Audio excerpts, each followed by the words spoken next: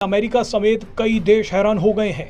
Putin के कहने पर रूस के first deputy prime minister Denis Manturov Bharat आए और पीएम मोदी और विदेश मंत्री एस जयशंकर से मुलाकात की। इसी मुलाकात में रूस ने बताया कि उसे भारत से क्या चाहिए। डेनिस मंत्रोव ने पीएम मोदी और विदेश मंत्री एस जयशंकर से कहा है कि रूस को भारत के काबिल लोगों की जरूरत है।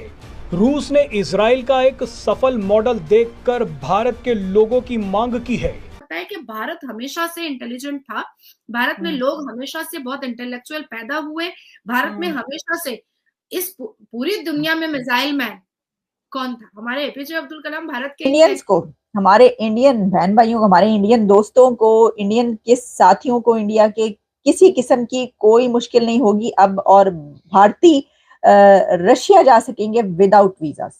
वो जनाब बस टिकट खरीदेंगे आप और आप उड़न छू करेंगे प्लेन के जरिए और आप वहां पर पहुंचेंगे और सीधे आप रशिया में एंटर हो जाएंगे। इसी वजह से वो कोलैबोरेट कर रहे हैं क्योंकि यहाँ पे है चीप लेबर, ठीक है। लेबर यहाँ पे होती है और वहाँ पे उनको जो ना ज़्यादा महंगा पड़ जाता है। कोई भी चीज़ें अगर बनाते हैं तो वहाँ पे उनको महंगा पड़ जाता है। और यहाँ पे जो ना जितना अगर फॉर एग्जांपल वहाँ पे 1000 लग रहा है तो यहाँ पे जो ना उनको 200 लगेगा। तो ये भी चीज़ है उनके लिए कि रशिया को ज़्यादा है इसमें फ़ायदा है, इंडिया को भी फ़ायदा है ऑब्वियस। लेकिन रहा है रूस ने कहा है कि वो काबिल भारतीय लोगों को पहले ट्रेनिंग देगा, उसके बाद नौकरी भी देगा। इसके अलावा रूस चाहता है कि वो भारत के साथ एक बहुत बड़ा व्यापारिक समझौता साइन करे।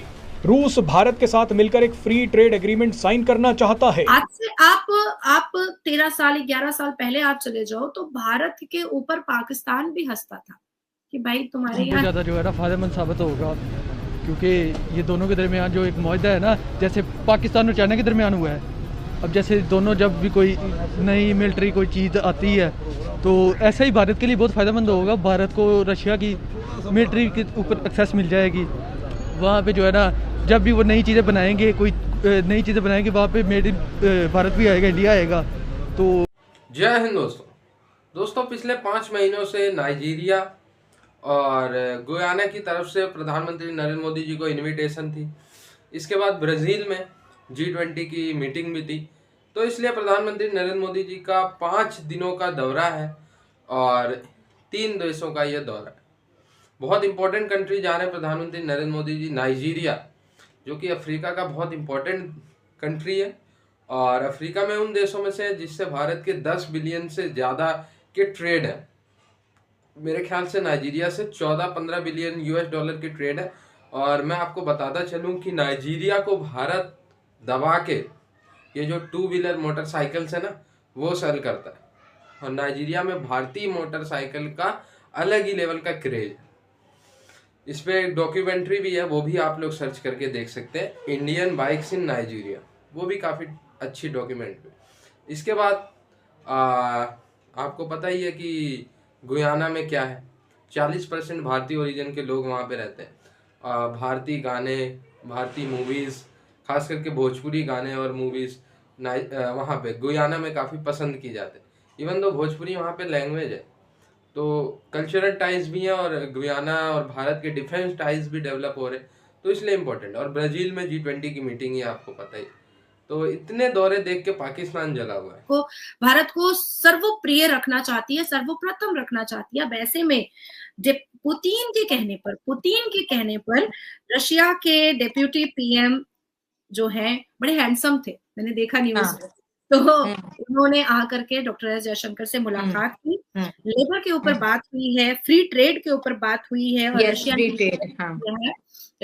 इंडियन करेंसी को भी एक्सेप्ट करने पर उन्होंने एक्सेप्ट कर लिया है। अब आप सोचो कि इंडियन करेंसी का रेट कितना बढ़ जाएगा, क्योंकि जब रशिया अपने स्पीच में ये बात कह रहा है कि हम इंडियन करेंसी एक्सेप्ट करेंगे, तो आप सोचो कि अब इसके बाद फिर डोनाल्ड ट्रंप भी कह देंगे कि हम इंडियन करेंसी एक्सेप्ट करेंगे, उसके बाद फिर अरब भी कह देगा कि हम इंडियन करेंसी एक्सेप्ट करेंगे। तो अब आप सोचो कि आने वाले 2025 के फरवरी मार्च तक में इंडियन करेंसी का रेट कितना आगे बढ़ सकता है और स्टॉक पर कितना मतलब हाई जा सकता है।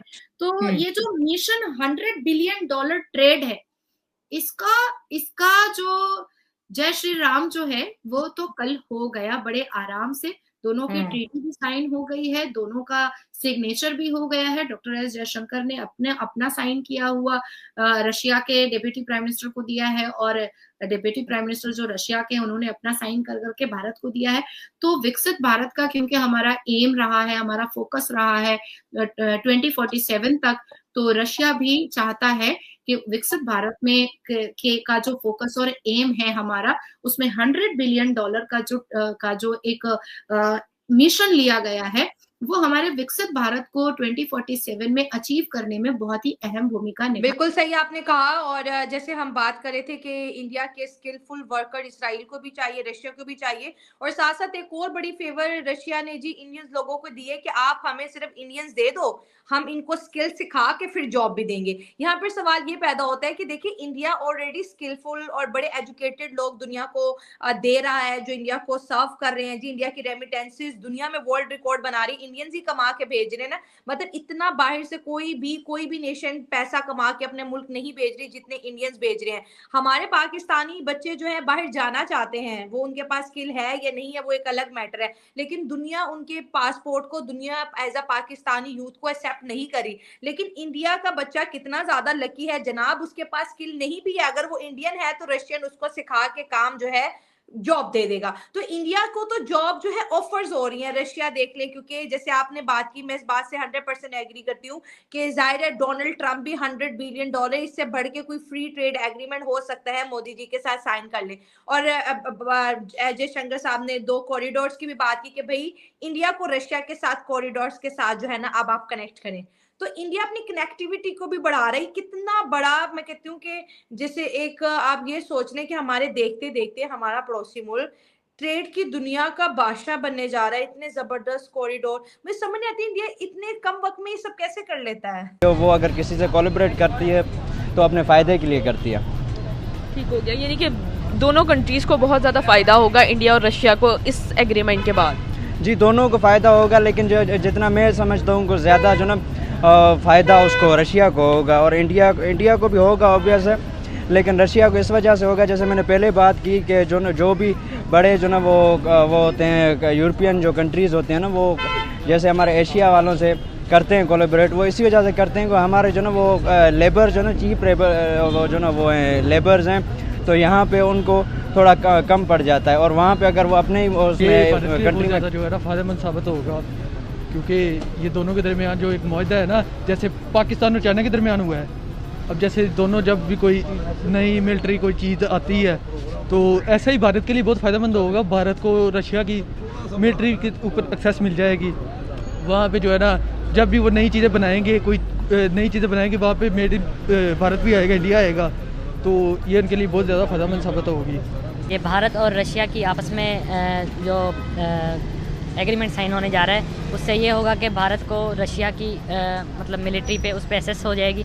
इससे ना भारत की मिलिट्री बहुत ज़्यादा स्ट्रॉन्ग नज़र आ रही है, और इससे भारत को बहुत ज़्यादा फ़ायदा भी होगा।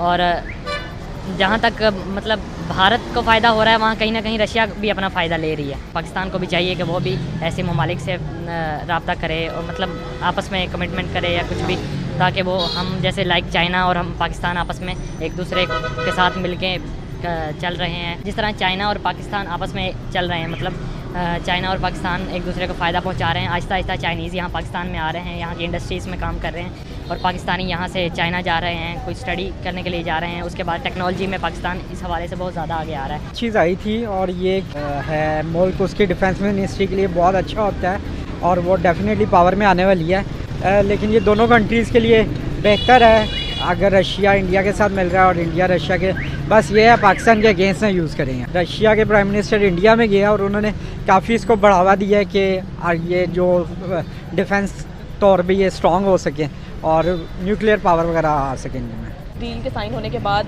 भारत को असेस मिल जाएगी इंडिया की मिलिट्री पे, जैसे 2016 में अमेरिका के साथ ये एक डील हुई थी, जिससे उसके बाद वो अमेरिका की मतलब उसको असेस मिल गई थी, ठीक है, उनकी मिलिट्री सेक्टर में, ठीक है। और टेक्नोलॉजी वाइज आप इस डील को कैसे देखते हैं कि इससे भारत के मेक इन इंडिया को बहुत ज़्यादा तेज़ी से बूस्ट मिलता हुआ नज़र आ रहा है, और अगर मिलता हुआ नज़र आ रहा है तो क्या कहना चाहेंगे? आपको क्या लगता है कि ये डील साइन होने के बाद भारत का जो मिलिट्री है सेक्टर टेक्नोलॉजी वाइज बहुत ज़्यादा स्ट्रॉन्ग होता नज़र आ रहा है? अगर हाँ, तो भारत की जो फॉरेन पॉलिसीज़ हैं वो मज़ीद दिन ब दिन बेहतर होती नज़र आ रही हैं, और ऐसा क्या है कि क्या भारत की फॉरेन पॉलिसी इतनी स्ट्रॉन्ग है कि वो इतनी बड़ी बड़ी डील्स कर रहे हैं?